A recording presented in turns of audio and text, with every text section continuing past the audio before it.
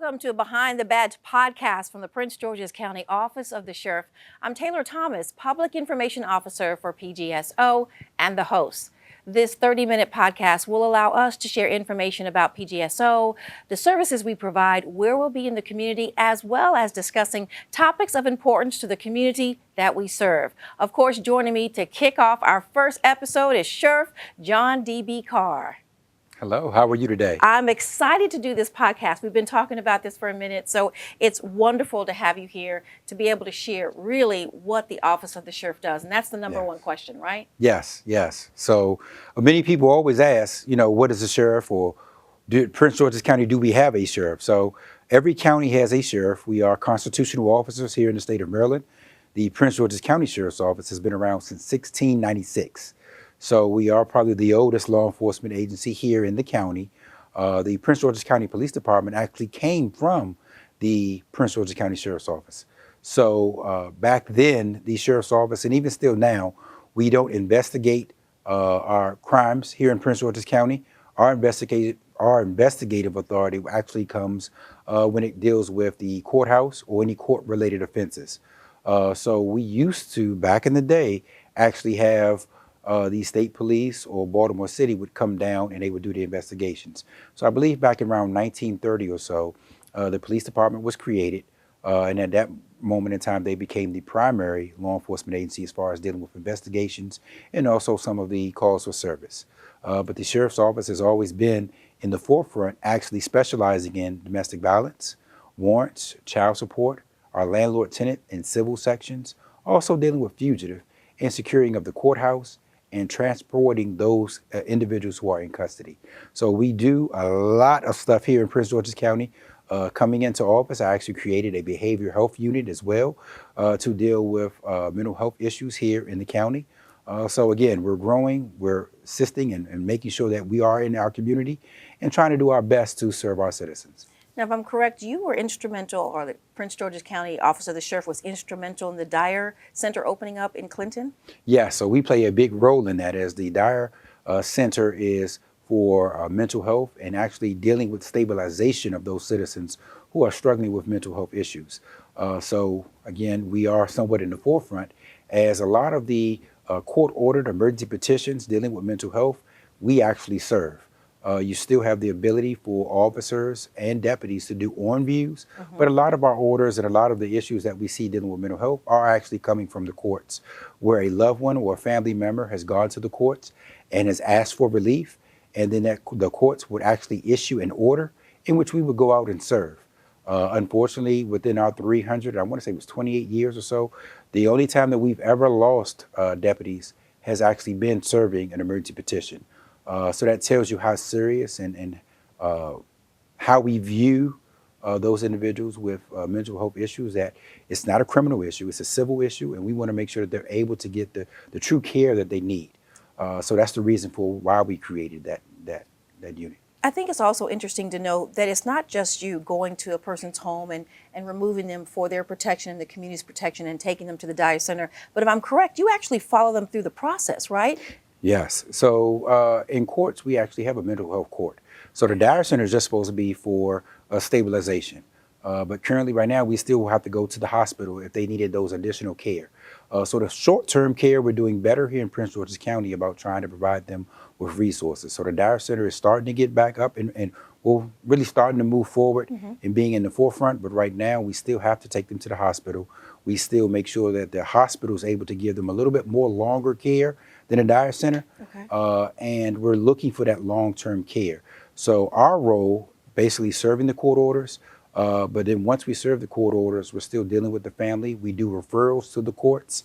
They may be in mental health court, and we have to deal with them at the courthouse. We also work with the families. I mean, there have been situations in which we've dealt with an individual within 3 months, 25 times.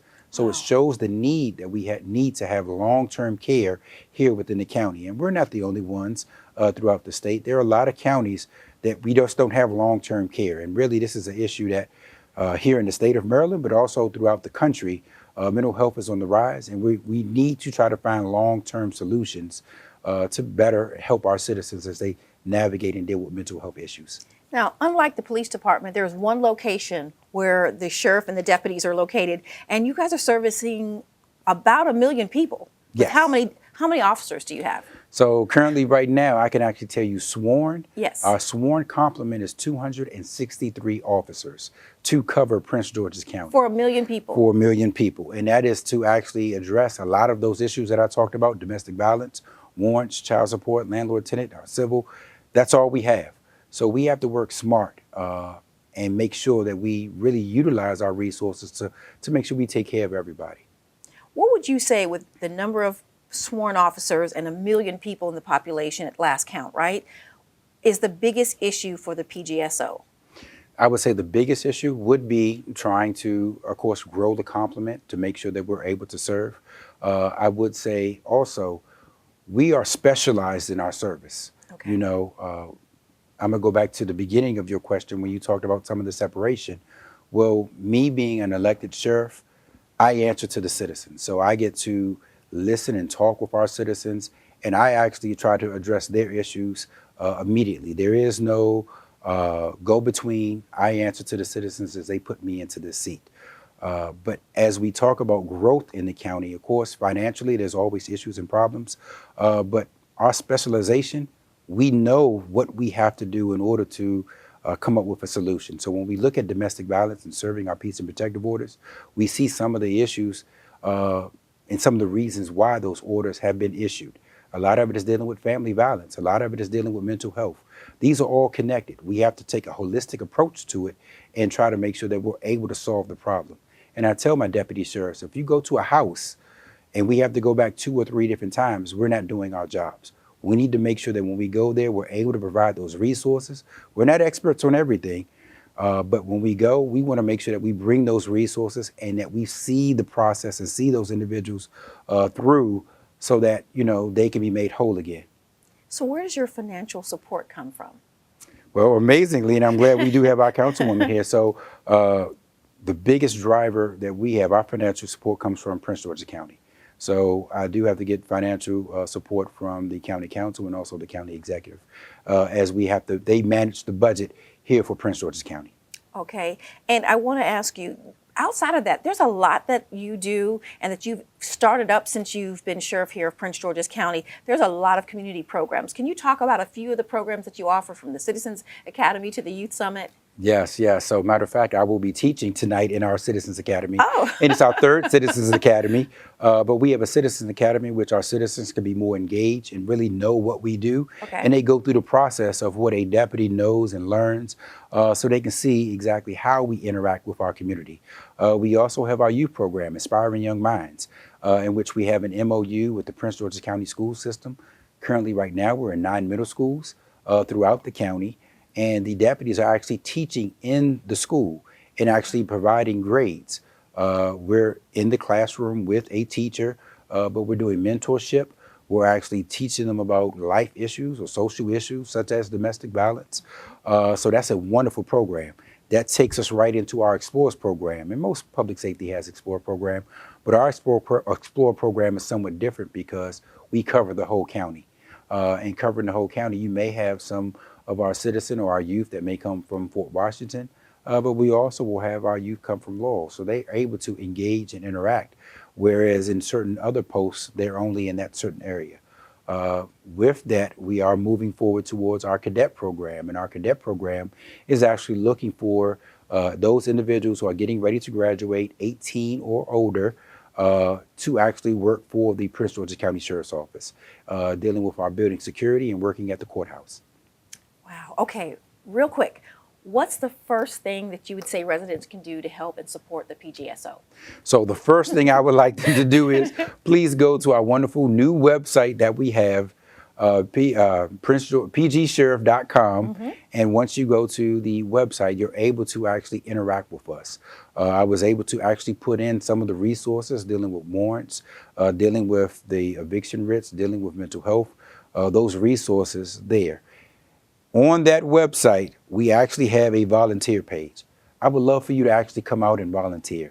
I would love for you to be with us during our community events.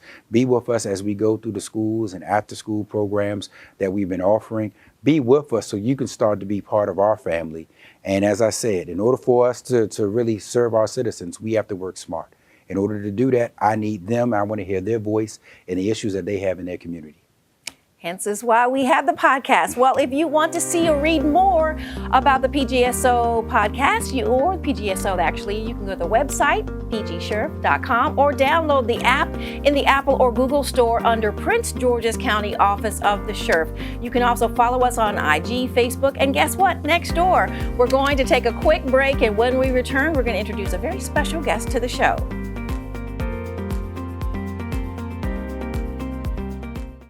My name's Stacy, I'm 57, and I was adopted in 2020. We were adopted in 2019. And we were adopted in 2021. We had a house, and it sounds crazy, but it wasn't a home. The one thing that Jake and Emma brought is it became a home. When I met Dakota, he had just turned 14. You weren't there for the first this and the first that. I missed the first words, but we got a lot of other firsts. Watching her say, oh my God, I cannot believe I got my license. And she's like, I passed. And I'm like, girl. See them grow. It is. They chose to love us. They didn't have to. They chose us. Family. You and you. Kids in the middle. What I thought was a complete life was nowhere near complete, but it is now. Learn about adopting a teen from foster care. You can't imagine the reward. Visit adoptuskids.org. When times get dark, we can't see the help that's all around us. Let 211 be your guiding light for help with food, healthcare, and other resources. 211, how can I help you? Call 211 or visit 211.org. 211. Get connected, get help. Every 2 minutes, a woman in the U.S. is diagnosed with breast cancer. And that's why when others look away, we lean in. We're fighting alongside patients because we know one moment can change everything. With your help, more moments of hope are possible. Join our fight. Save lives. Welcome back to the Behind the Badge podcast from the PGSO. I'm Taylor Thomas, Public Information Officer for the Prince George's County Office of the Sheriff and the host. As you know, October is National Domestic Violence Awareness Month, and it's an issue that the Office of the Sheriff has pledged to help support victims and vow to work to end domestic violence in the county. Joining us today, of course, we have Sheriff John D.B. Carr and Councilwoman Crystal Oriata. Thank you for joining us. Thank you for having us. Well, we appreciate that. So, Sheriff, we're going to start off with you. So we know domestic violence is something that you have made a priority with the Prince George's County Office of the Sheriff, so much so you started a unit for this. So we had our domestic violence intervention division already set up. But one thing that we wanted to do was we wanted to make sure that not only are we serving the orders, that we're seeing it through that court process. So we do have special victim advocates that would actually reach out after we come into contact with those survivors of domestic violence. And then we're also making sure that we're there with them during that court process.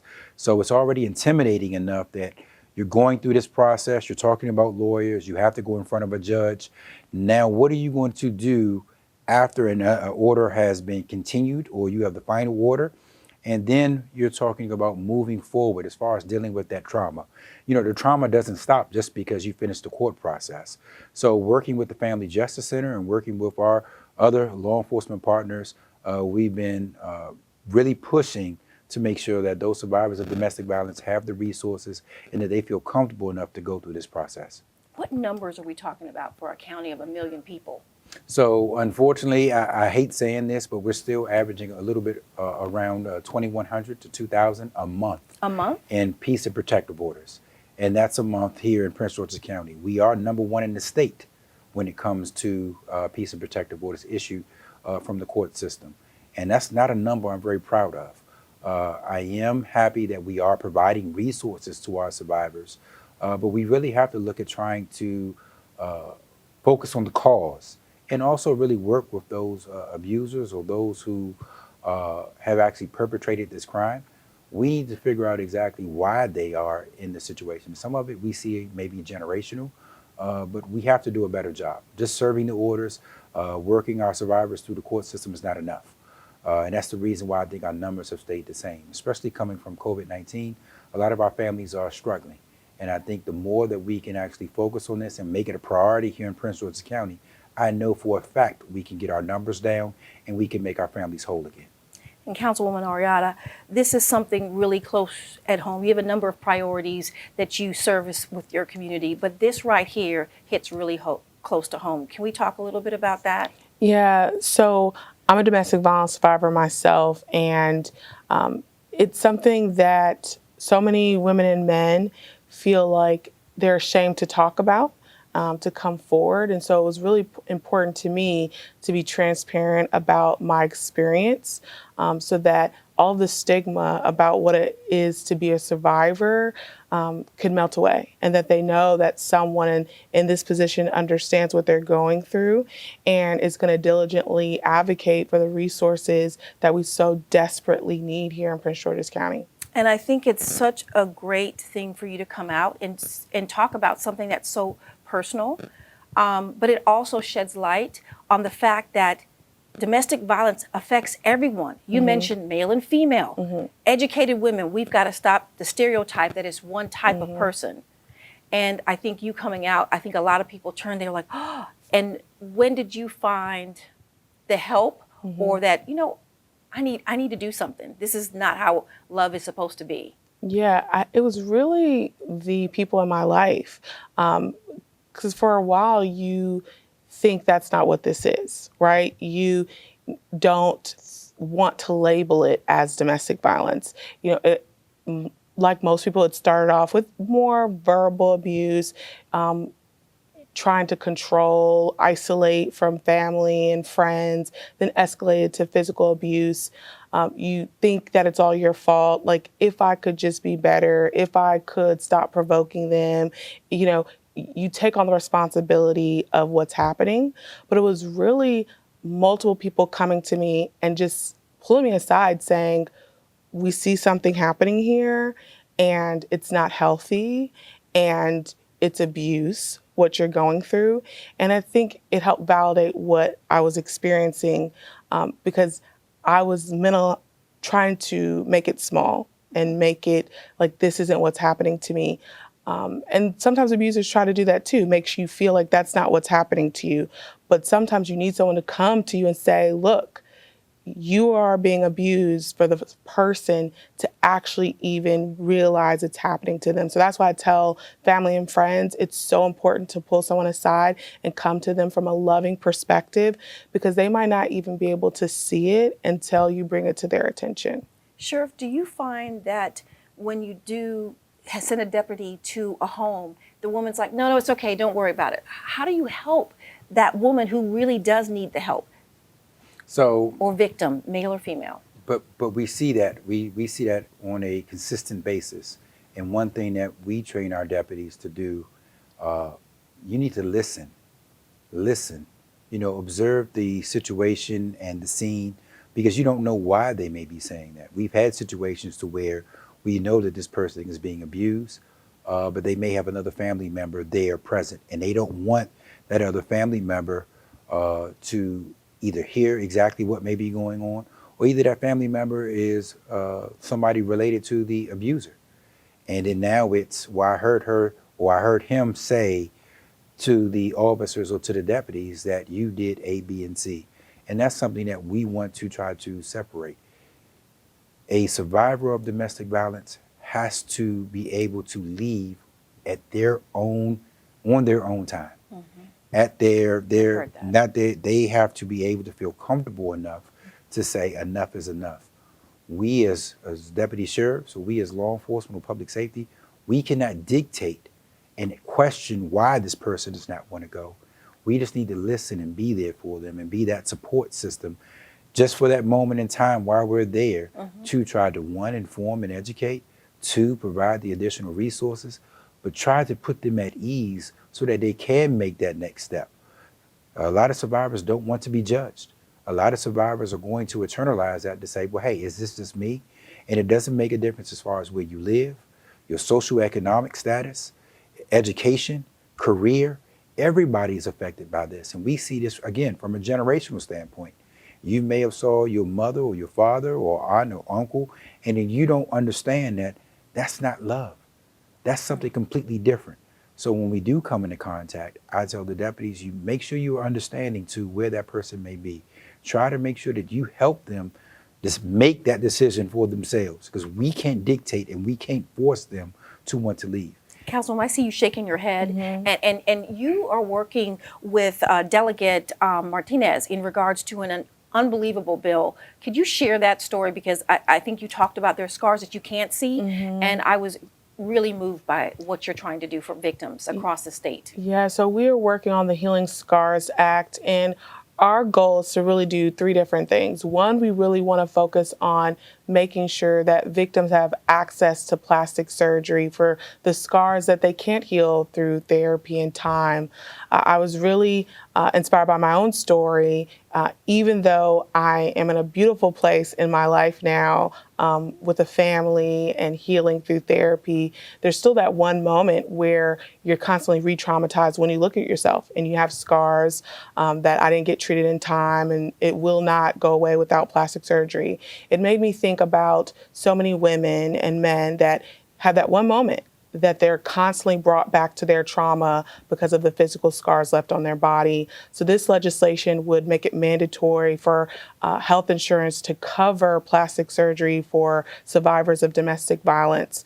We also want to look at amending the Victims Act for those that don't have insurance, to say that the resources that we have can go to organizations that are willing to fund for plastic surgery. And lastly, really looking at restitution. We know that survivors lose over $8 million when it comes to lost wages and time. And so how can we create an opportunity for our abusers to pay restitution to our survivors and be part of the healing process of making them whole? And so my hope that this legislation passes and changes the state of Maryland, but the goal is that we could see this legislation really across the country. Pretty impressive. Now, Sheriff, recently this month, your office led a huge national family violence initiative. Can you quickly tell us a little bit about that? Yeah, so this is, I think, our 21st year we've been doing this. So we've been doing it quite some time, and we've been #1 in actually closing out the warrants throughout the country, not throughout the state, throughout the country. Okay. So we believe we hit 172 doors, and out of the 172 doors, we were able to close 81 warrants here in Prince George's County, and those warrants were focused on family violence. Okay. So we had first-degree assault, rape, child pornography, violation of court order for the ex partes. We also had stalking. So we actually were able to apprehend many offenders out of those 81 warrants dealing with family violence. And that's something that each and every year we take pride in. I mean, and we do it throughout the year, but we wanted to make sure that we do a big initiative, because not only was it just us, it was our partners with the Prince George's County Police Department, our municipal partners, their law enforcement agencies, state, and also federal. So this partnership shows that domestic violence has no place here in Prince George's County, and with the resources from the federal, state, and local level, we could eradicate domestic violence here. Councilwoman, how can people support your initiative that you're working with Delegate Martinez? We're asking for people to, first thing is to follow me on social media, Councilmember KO, just to learn about all of the different things we're working on as part of the No More campaign. But we're asking people to call their local legislators, email them, show up when we have opportunity to testify in January, and tell them that you stand with survivors of domestic violence. We know the industry doesn't like to sometimes add other privileges and benefits. So this might be a fight, and we can't take it for granted. And so we need the people power to move this piece of legislation forward. Sure. Closing words? Again, as we talk about eradicating domestic violence here in Prince George's County, I just want our citizens to know that this is a community. And in order for us to really move forward, we have to do it as a community. It makes no difference where you live, whether you live in Suitland, Bowie, College Park, we are all together and we're all one. So I'm happy that we are moving in the right direction with our elected officials and trying to get legislation passed from the local and state level. But I know we can do more. So I just challenge everybody in the community, please be a part of our organizations. Please make sure that you catch or go to the website so that you're able to actually participate in these events. I mean, this month we had bike rides, we've had different initiatives where we always talk about our domestic violence survivors. But after the month of October, I would like to see you there in November and December. Very important, very important. Crystal, you actually have something that's coming up as well, the art therapy, right? So they need to go to your website to get more information about that, correct? Yeah, about how to volunteer or support. We'll be giving therapy to the women's shelter this week. Both of you, thank you so very much. We never seem to have enough time, but this is what this is all about. Behind the Badge, Prince George's County Office of the Sheriff. I want to thank both of you for joining us today, and we want to invite you to share people's names or topics that you would like us to discuss. Simply email us at shf-pio@co.pg.md.us. Thanks for joining us, and don't forget to follow us, PG Sheriff, on IG or Facebook, and yes, even next door. I'm Taylor Thomas. Until next time.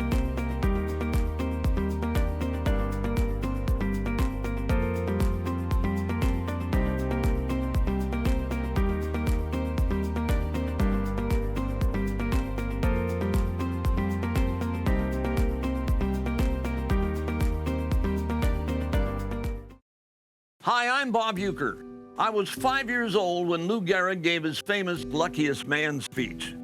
Lou retired from baseball that day because of the devastating disease known as ALS. Back then, I never imagined I would one day grow up to be a Major League Baseball player or spend my life in baseball. And I certainly didn't imagine that ALS would take my daughter Leanne's life and another close friend. ALS robs a person of their ability to walk, talk, eat, and breathe. It's been 8 decades since Lou's speech, and we still don't have a cure. But we are making progress turning ALS from a fatal disease into a livable one, and we need your help to finally strike out ALS. Please join us in the fight by visiting als.org. Thank you.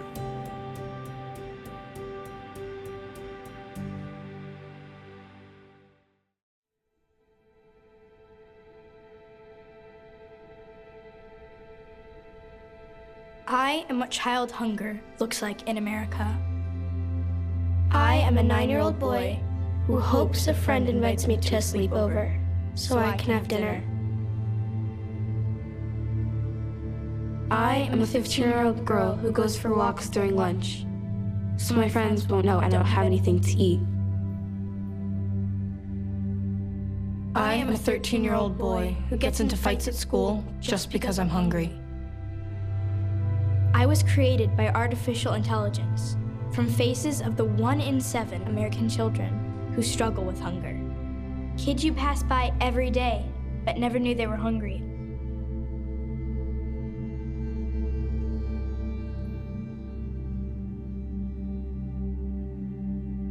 Feeding America, 200 food banks strong. I'm not here to fire you up. If you're not already fired up, you shouldn't be in this room. If this victory isn't worth all you have to give, then leave. But now, right now is your chance to be a part of a victory the world will remember forever.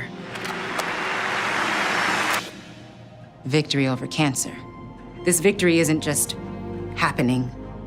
It isn't inevitable. What does hope mean?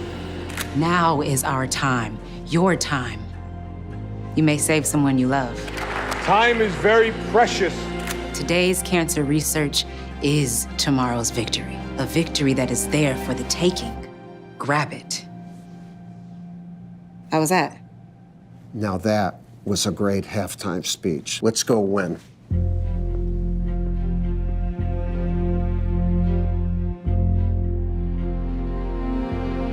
Don't give up. Don't ever give up.